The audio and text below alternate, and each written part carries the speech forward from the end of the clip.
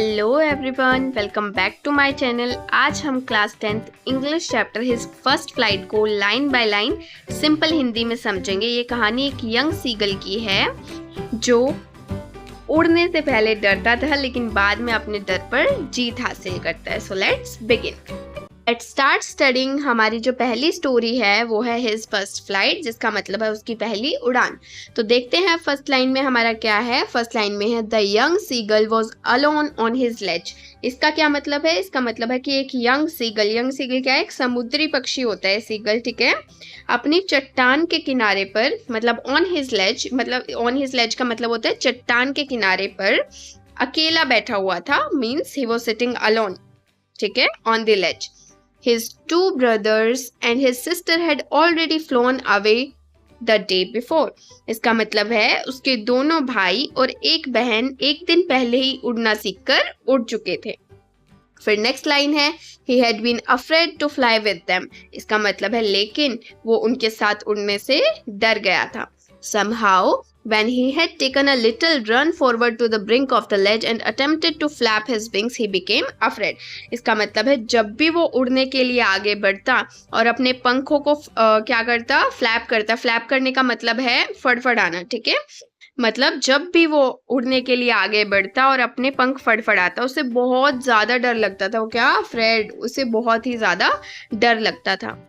The great expanse of sea stretched down beneath and it was such a long way down, miles down. इसका मतलब है उसके नीचे बहुत गहरा समुद्र था। The great expanse of sea का मतलब है बहुत गहरा समुद्र था, जो उसे बहुत गहरा भी लगता था और जो है डरावना भी लगता था, ठीक है।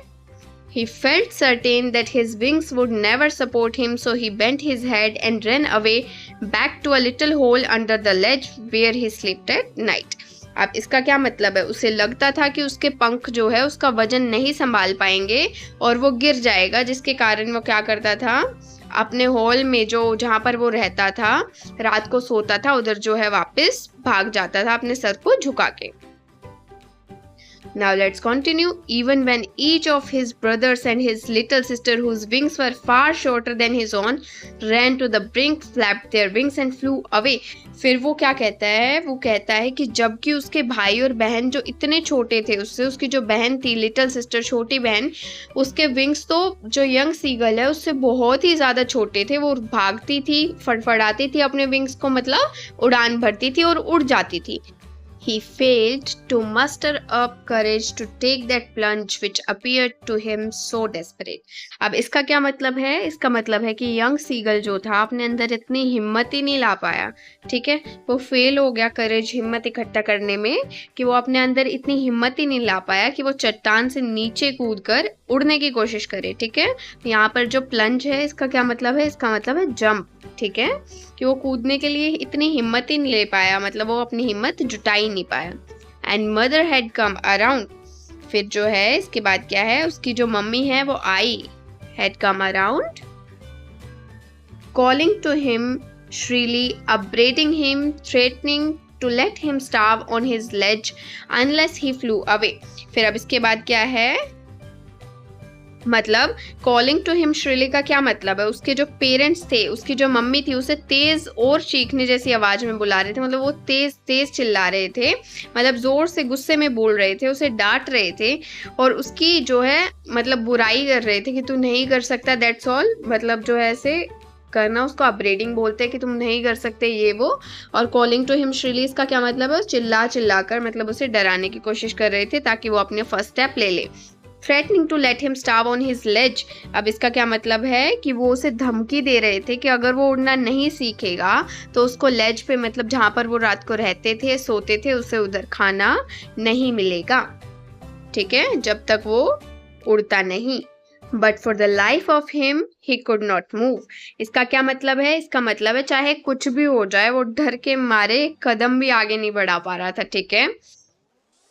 Then next line, that was 24 hours ago. ये सब जो है 24 घंटे पहले हुआ था, ठीक है। Since then, nobody had come near him. मतलब तब से कोई भी उसके पास नहीं आया था। The day before, all day long, he had watched his parents flying about with his brothers and sister, perfecting them in the art of flight, teaching them how to skim the waves and how to dive for fish. अब इसके बाद क्या है, उनके जो parents है उन्हें उड़ने की कला में जो है एक्सपर्ट बना रहे थे, ठीक है। किनको बना रहे थे, ब्रदर्स को और सिस्टर्स को, और वो देख रहा था उनको जब वो फ्लाई कर रहे थे, ठीक है। तो पिछले दिन वो पूरा दिन अपने पेरेंट्स को अपने भाई बहन के साथ उड़ते हुए देखता रहा। उनके पेरेंट्स उन्हें क्या कर रहे थे, उड़ने में एक्सपर्ट बना रहे थे, उनको बहुत अच्छे से जो है उड़ना सिखा रहे थे। फिर है उसके बाद वो उन्हें सिखा रहे थे कि समुद्र में, मतलब समुद्र के ऊपर से उड़ना, मछली पकड़ना, ठीक है, और पानी में कैसे जाना है, वो सारी चीज़ें, मतलब डाइव फॉर फिश, पानी में कैसे जो है डुबकी लगाए फिश पाने के लिए, फिश को बेसिकली दे ईट, ठीक है। तो वो सब उसके पेरेंट्स उनको, उसके भाई बहनों को परफेक्टली सिखा रहे थे, और जो यंग सीगल था वो बैठकर ये सब देख रहा था।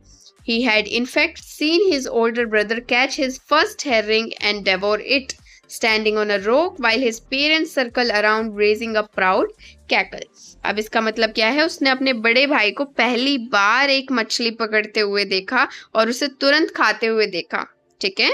फर्स्ट हेरिंग मतलब मछली पकड़ते हुए, devour it का क्या मतलब है, तुरंत उसको खाते हुए देखा।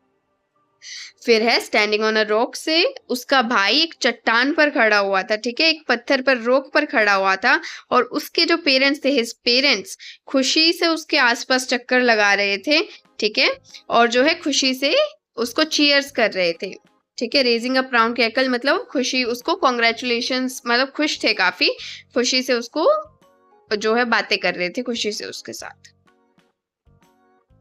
And all the morning the whole family had walked about on a big plateau midway down the opposite cliff, taunting him with his cowardice. अब taunting का मतलब क्या है, मजाक उड़ाना, और cowardice का मतलब है डर, ठीक है। उसके अंदर जो डरपोक फना था, उसके लिए क्या कर रहे थे, सुबह पूरी फैमिली जो है सामने वाले रॉक पर घूम रही थी, चट्टान पर घूम रही थी, और उसको डरपोक बोलकर उसका जो है मजाक उड़ा रही थी यंग सीगल का, ठीक है। सो बेसिकली फैमिली ऐसा क्यों कर रही थी, ताकि जो वो है उड़ना सीखे, इसलिए यंग सीगल की भलाई के लिए उसकी फैमिली ऐसा कर रही थी। द नेक्स्ट लाइन है नेक्स्ट पैराग्राफ से, the sun was now ascending the sky blazing on his ledge that face the south. अब इसका मतलब है, अब सूरज जो है आसमान के ऊपर था, और दक्षिण की तरफ वाली चट्टान पर जो है बहुत तेज क्या हो रही थी, ब्लेजिंग मतलब बहुत तेज धूप जो है, साउथ वाली जो लेज थी, जो लेज बेसिकली एक चट्टान होती है, उस पर क्या थी, बहुत तेज धूप पड़ रही थी। Because he felt the heat because he had not eaten since the previous nightfall.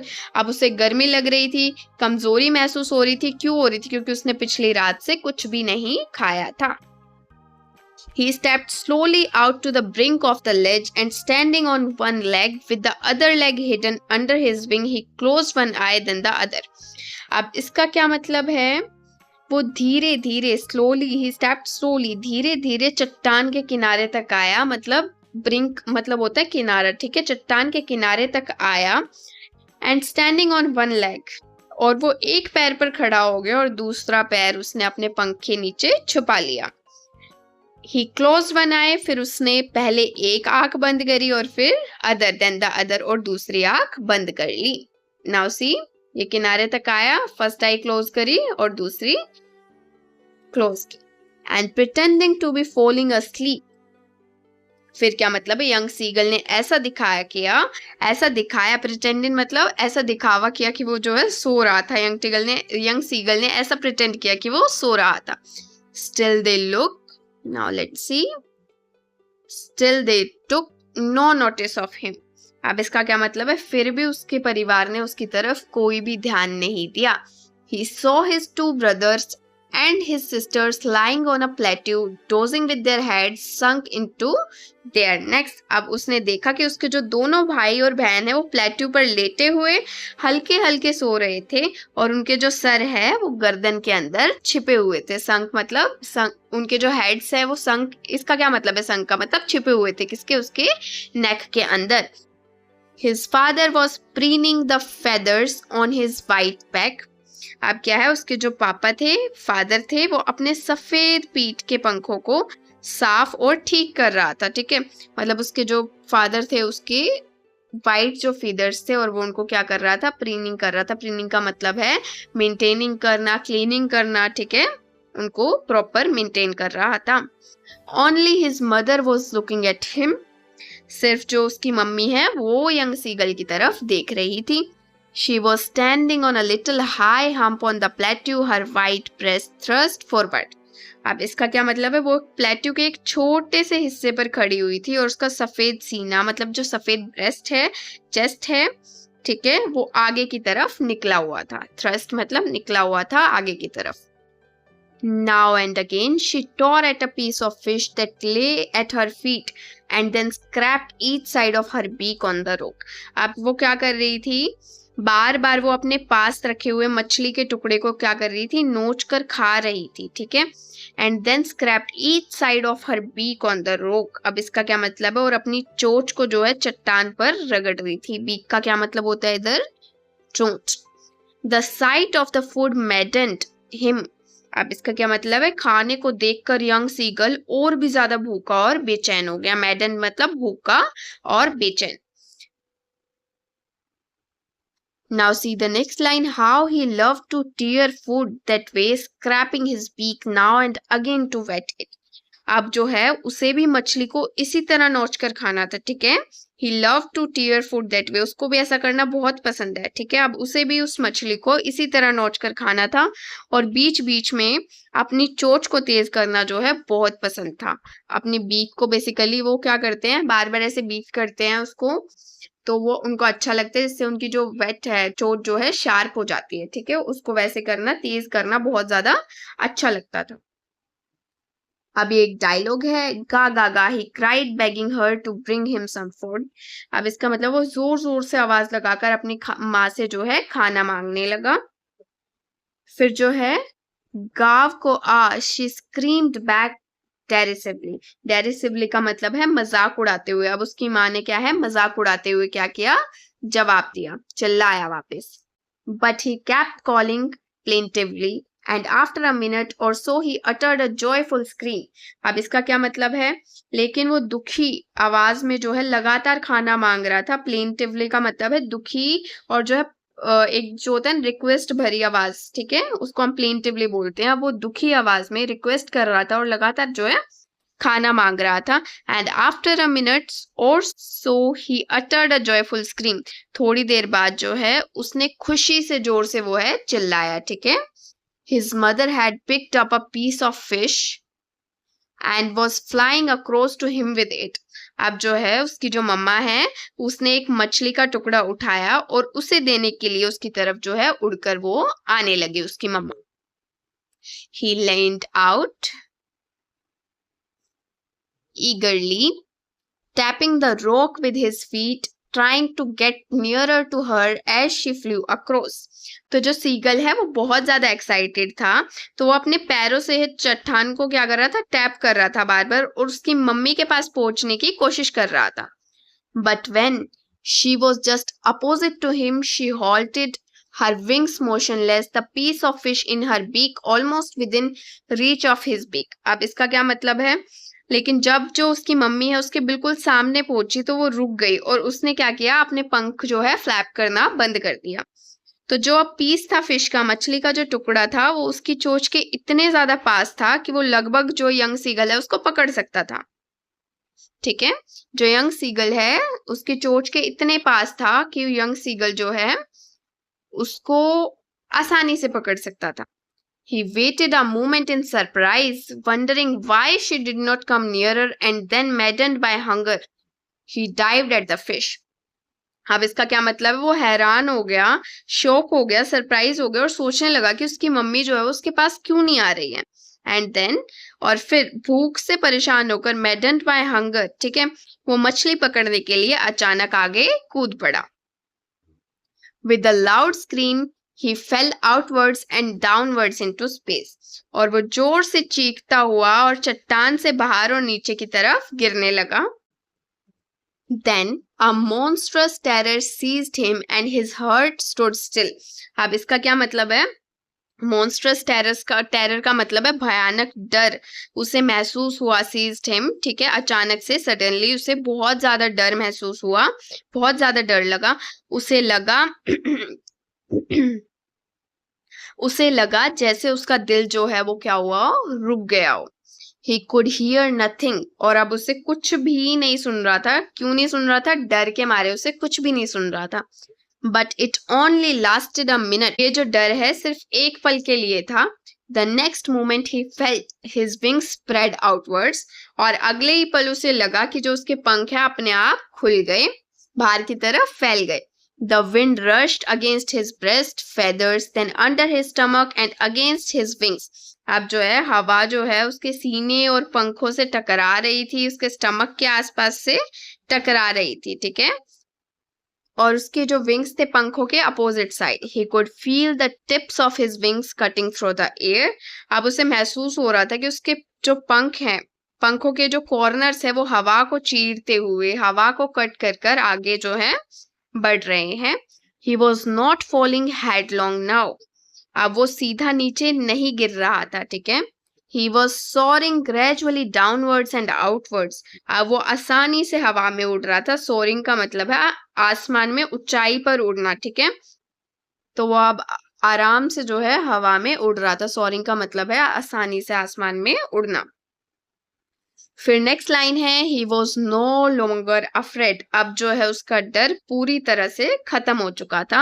He just felt a bit डिजी, उसे बस थोड़ा सा चक्कर आ रहा था। अब डिजी फील होना मतलब चक्कर आना या फिर अनकंफर्टेबल फील होना बेसिकली, ठीक है। Then he flapped his wings once and he soared upwards, गा गा गा। देन ये डायलॉग है, his mother swoop past him, her wings making a loud noise. आप देखते हैं इसका क्या मतलब है। इसका मतलब है कि उसने एक बार पंख फड़फड़ाए, ठीक है, then he flapped his wings, उसने एक बार पंख जो है फड़फड़ाए और फिर और भी ऊपर उड़ गया।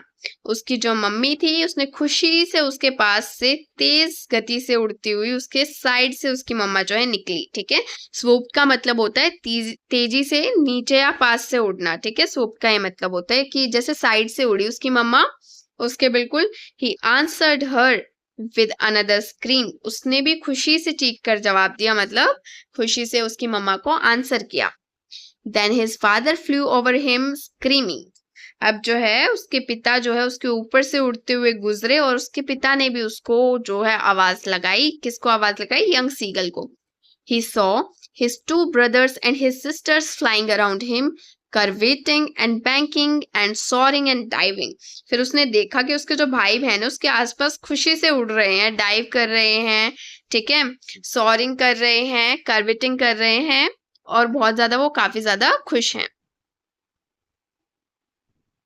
banking का मतलब होता है fly with one wing higher than the other. अब मतलब इम्बैलेंस करके, जैसे हमें कार चलानी आ जाती है वो इम्बैलेंस हो जाती है, उसी तरह सेम बैंकिंग का मतलब होता है कि वो एक पंख को ऊपर नीचे कर कर बैलेंस बनाकर उड़ रहे थे, बेसिकली मजे कर रहे थे। Then he completely forgot that he had not always been able to fly and commended himself to dive and soar and curve shrinking shrilly. अब इसका क्या मतलब है?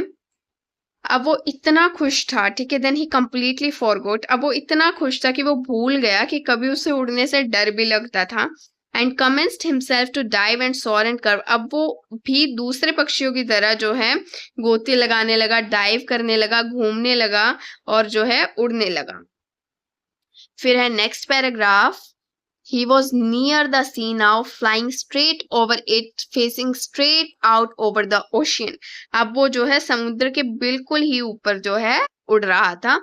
He saw vast green sea beneath him with the little ridges moving over it, and he turned his beak sideways and cawed amusedly. अब इसका क्या मतलब है? इसका मतलब है उसने अपने नीचे एक बहुत ही ज्यादा बड़ा हरा समुद्र देखा and he turned his beak sideways, और खुशी से उसने अपनी चोंच घुमाई एंड कॉड अम्यूजली, और जो है खुशी से आवाज निकाली। फिर देखते हैं next stanza, his parents and his brothers and sisters had landed on this green flooring ahead of him. अब जो उसके पेरेंट्स थे, उसके भाई बहन थे, उसके साथ समुद्र के ऊपर जो है उतर चुके थे, मतलब समुद्र के यहाँ पर देखो green flooring ahead of him, इसका मतलब है समुद्र जो था, ग्रीन समुद्र उसके फ्लोर पर, सतह पर जो है लैंड कर चुके थे, उतर चुके थे। दे वर बिकॉनिंग टू हिम कॉलिंग श्रीली, अब इसका क्या मतलब है, वो बिकॉनिंग का मतलब है इशारा करके बुलाना, ठीक है, इशारा कर रहे थे, तो वो उसे अपने पास आने के लिए बुला रहे थे इशारा कर कर। He dropped his legs to stand on the green sea. अब उसने क्या किया, समुद्र पर उतरने के लिए अपने पैर नीचे करने लगा वो।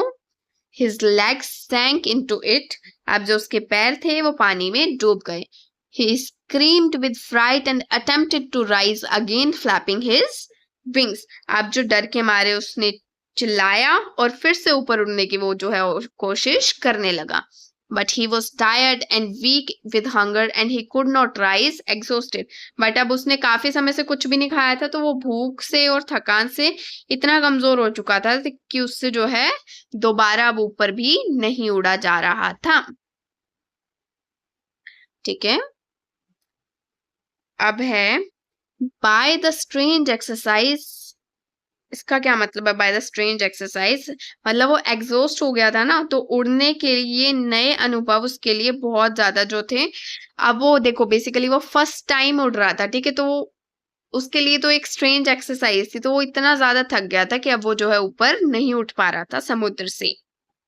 ठीक, his feet sank into the green sea and then his belly touched it and he sank no further. अब जो है उसके पैर समुद्र के पानी में डूब रहे थे, सैंक कर रहे थे ग्रीन सी में, फिर उसका पेट भी पानी में जो है डूबने लगा, लेकिन वो उससे ज्यादा नीचे जो है नहीं डूबा। He was floating on it, and around him his family was screaming, praising him, and their beaks were offering him scraps of dogfish. अब जो है वो पानी के ऊपर तैर रहा था, ठीक है, फ्लोटिंग का मतलब होता है तैरना, और जो है एंड अराउंड हिम, उसके आसपास जो है उसका पूरा परिवार खुशी से चीख रहा था, चिल्ला रहा था और उसकी तारीफ कर रहा था, praising him, and their beaks were offering him scraps of dog fish, और सभी उसे डॉग फिश, बेसिकली एक प्रकार की मछली होती है, उसके छोटे छोटे टुकड़े खाने के लिए ऑफर कर रहे थे, उसको दे रहे थे। स्क्रैप्स होता है मतलब छोटे टुकड़े, ठीक है, स्क्रैप्स का क्या मतलब होता है, छोटे टुकड़े। डॉग फिश एक ब्रीड होती है फिश की जिसे हम डॉग फिश बोलते हैं।